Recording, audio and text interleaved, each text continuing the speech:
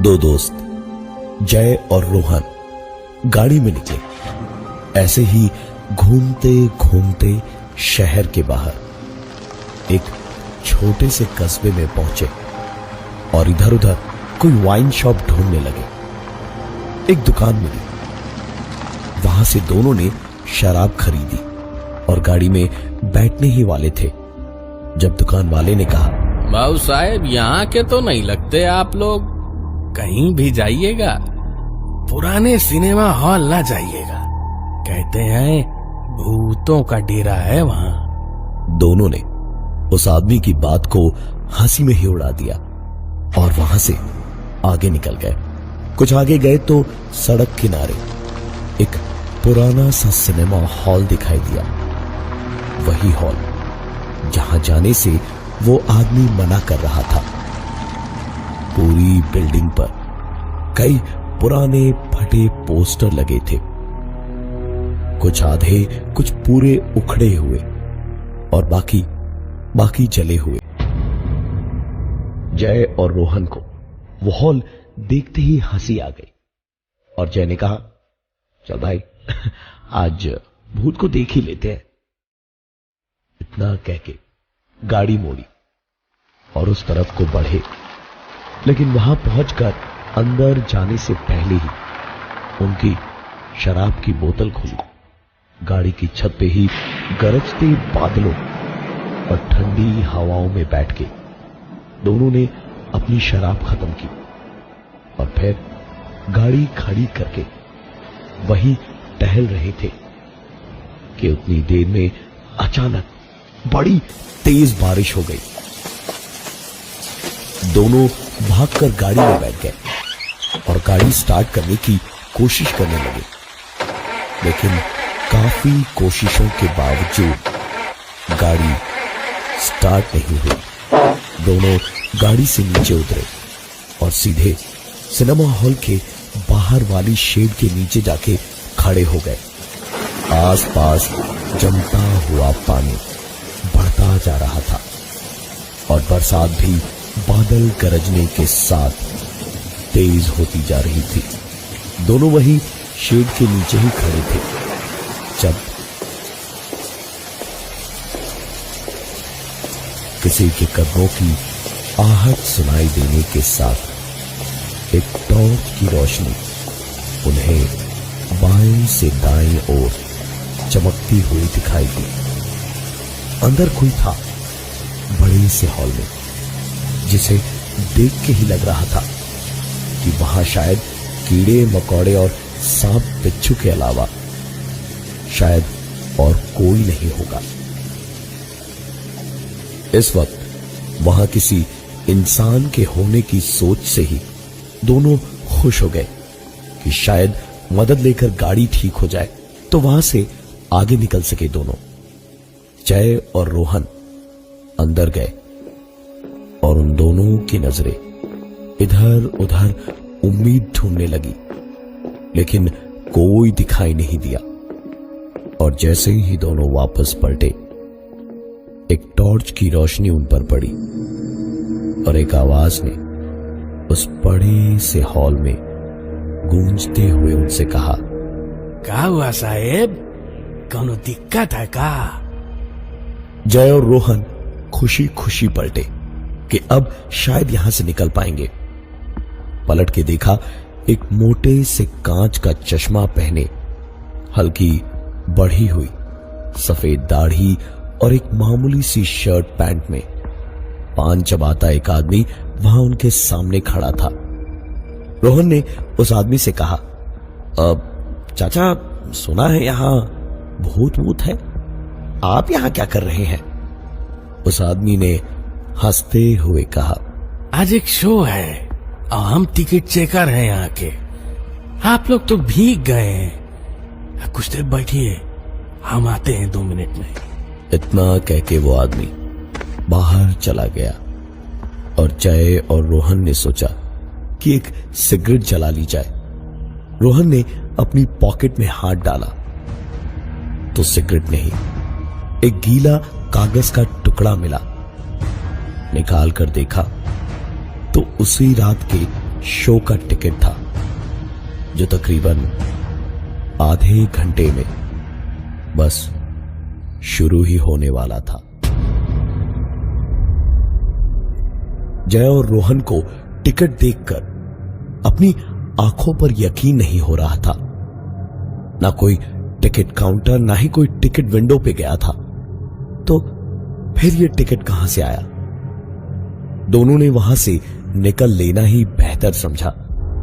वहां से जय और रोहन पूरी जान लगाकर भागे, लेकिन हॉल के दरवाजे पर पहुंचते ही टॉर्च की रोशनी जली और दोनों की आंखें चमक से अंधी सी हो गई थी।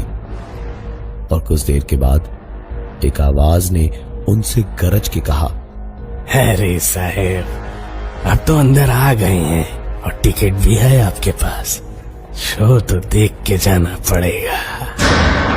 उस आदमी के इतना बोलते ही जय ने आंखें खोली तो देखा रोहन को उसी टिकट चेकर ने एक जोर का धक्का मारा और रोहन सीधे हॉल के अंदर गिरा। जय 1 मिनट को पीछे रोहन को देखने पलटा और फिर वापस जैसे ही उस टिकट चेकर को देखने पलटा तो देखा टिकट चेकर वहां नहीं था। जय तुरंत वापस पलट के हॉल के अंदर भागा और बुरी तरह हैरान हो गया, क्योंकि उसके सामने ही रोहन उठा और पर्दे की तरफ देखकर बोलने लगा, शुरू होने वाला है यार।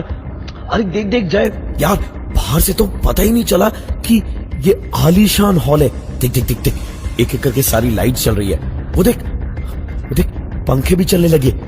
उफ यार, क्या गजब की कुर्सियां हैं यहां। जय रोहन को देखता ही रह गया। पूरा हॉल वैसा का वैसा ही खंडहर जैसा उजाड़ और वीरान ही था। लाइट जलने का या आलीशान सा हॉल होने की सोच भी नहीं सकता था कोई। रोहन पर्दे की ओर देखता देखता आगे सीढ़ियों से उतरता हुआ गया और जाकर एक पत्थर पे बैठ के पर्दे की ओर ऐसे देखने लगा जैसे सचमुच वहां किसी फिल्म का शो चल रहा हो। रोहन को ऐसा देखकर जय जोर से चिल्लाया, रोहन तू पागल हो गया क्या? चल भाग यहां से, या तो सचमुच भूतों का ही डेरा लग रहा है। चल भाग यहां से। रोहन भी जैसे अचानक अपनी नींद से जागा और जय के साथ भागा बाहर जाने को। दोनों वहां से जरा सा ही आगे बढ़े थे कि अचानक जय की सांस उखड़ने लगी। 4 ही कदम भागकर बुरी तरह वो हांफने लगा। दोनों वहीं खड़े थे जब पीछे सिनेमा हॉल का पर्दा खुलकर नीचे गिरा। भारी भरकम वो पर्दा जब गिरा तो जमी हुई मोटी सी धूल की परत पूरे हॉल की हवा में घुल गई। सब कुछ धुंधला दिख रहा था। जय बुरी तरह खांसने लगा और ठीक उसी वक्त जय और रोहन दोनों को एक आवाज सुनाई दी। रोहन ने पलटकर धूल से आंखें मलते हुए अंधेरे में ही देखने की कोशिश की तो एक आदमी कंधे पर कोल्ड ड्रिंक्स की क्रेट लिए हुए और हाथ में पानी की बोतल से भरी बाल्टी लिए दिखाई दिया। और वो आवाज वो अपने एक हाथ में पकड़े बॉटल ओपनर से लगातार कोल्ड ड्रिंक्स की बोतल्स पे मार मार के कर रहा था। वो आदमी एक अजीब सी मुस्कुराहट और बिल्कुल ठंडी निगाहों से उन्हें देखता हुआ जय और रोहन की ओर बढ़ा और पास आकर बाल्टी की ओर इशारा करते हुए बोला, अरे ओ बाबू लोग, एक बोतल पानी ले लीजिए। देखिए प्यास से कैसे दोनों का गला सूखा जा रहा है। जय और रोहन के पास यही एक मौका था। जय ने उस आदमी से पूछा, यहां से बाहर जाने का रास्ता बताइए ना, सारे दरवाजे तो बंद दिख रहे हैं, अभी थोड़ी देर पहले तो सारे दरवाजे खुले थे। उस आदमी ने इस सवाल का जवाब तो दिया, लेकिन जवाब सुन के उनके कदम वहीं ठिठक गए। उस आदमी ने मुस्कुराते हुए कहा, बाबू साहेब, शो अभी शुरू हुआ है, जब तक शो खत्म नहीं होता कोई बाहर नहीं जाएगा यहां से। और उसके बाद वैसे ही बोतलों को ओपनर से टनटनाता हुआ वहां से अंधेरे में पता नहीं कहां गायब हो गया। जय उसे जाते हुए बस हैरानी से बड़ी बड़ी आंखें लिए देखता ही रह गया। और तभी रोहन की आवाज आई, अरे वो देख जाए, शो शुरू हो गया यार, देख देख देख, बैठ जा। किसी बच्चे को जैसे उसका मन चला खिलौना मिल गया हो। रोहन ऐसी खुशी से उछलता कूदता हुआ जाकर वापस उसी पत्थर पे बैठकर पर्दे की ओर देखने लगा। जय की आंखें अभी हैरानी से वापस ठीक हुई ही नहीं थी कि पर्दे की ओर देखकर दोबारा फैल गई वो भारी भरकम पर्दा, जिसने अभी अभी थोड़ी देर पहले गिरकर पूरे कमरे में धूल के बादल भर दिए थे।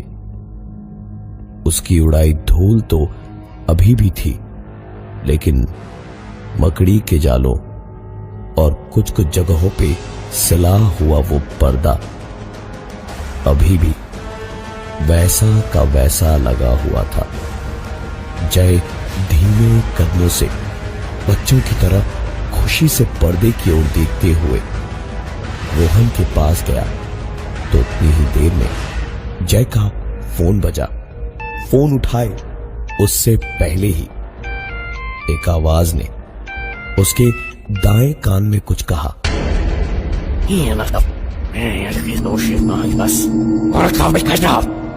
जय ने तुरंत इधर उधर देखा। पूरा खंडहर खाली पड़ा था। अंदर सिवाय जय और रोहन के दूसरा कोई नहीं था। जय इधर उधर देख ही रहा था जब इस बार आवाज बाएं कान में आई और अब की बार साफ समझ आया कि उसके कानों में क्या बोला जा रहा था। पता नहीं, सब यहां पे शो देख रहे हैं, बाहर जाके बात करो। नजर घुमाकर अंधेरे में जय ने आंखों की पुतलियों पर जोर डाला तो पाया पूरा हॉल अंधेरे में डूबा था और वहां कोई नहीं था। अंधेरे में जहां पूरे हॉल में कोई नहीं था, वहां ऐसी एक आवाज और ऐसी एक बात सुनकर जय 2 कदम पीछे हड़बड़ाकर हटा तो लड़खड़ाकर गिर पड़ा, पर फिर तुरंत ही गिरता पड़ता किसी तरह वहां से बाहर निकला। उसका फोन अभी भी बजे जा रहा था और उठाया तो रोहन के पापा का फोन था, जो काफी देर से रोहन को फोन कर रहे थे, लेकिन वो फोन उठा ही नहीं रहा था। अंदर जाकर जय ने चिल्लाते हुए कहा, अरे तेरे पापा कब से फोन कर रहे हैं, तू फोन क्यों नहीं उठाता उनका? रोहन ने सारी जेबों में देखकर कहा, अरे यार लगता है भागादौड़ी में मेरा फोन कहीं गिर गया, छोड़ना, बैठना आराम से शो देखते यार। जय का सर इस वक्त गुस्से से दर्द कर रहा था। दांत पीसता हुआ वहां से निकला और रोहन के फोन पर फोन मिलाया। फोन के बहुत धीमे धीमे दूर कहीं से बजने की आवाज सुनाई देने लगी। उस आवाज का पीछा करता हुआ जय चलता गया और आवाज तेज होती गई, लेकिन फोन के पास पहुंचते ही जय के सामने रोहन की लाश पड़ी थी। फोन पास ही पड़ा था और रोहन की लाश की आंखें बड़ी बड़ी फैली हुई थी। ऐसा लग रहा था जैसे वो इतना डर गया था कि उसकी जान एक सांस में निकल गई थी।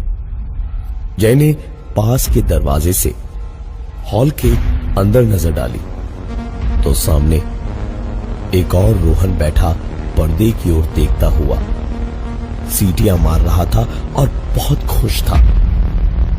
जय के लिए यकीन कर पाना नामुमकिन था इन सब पे।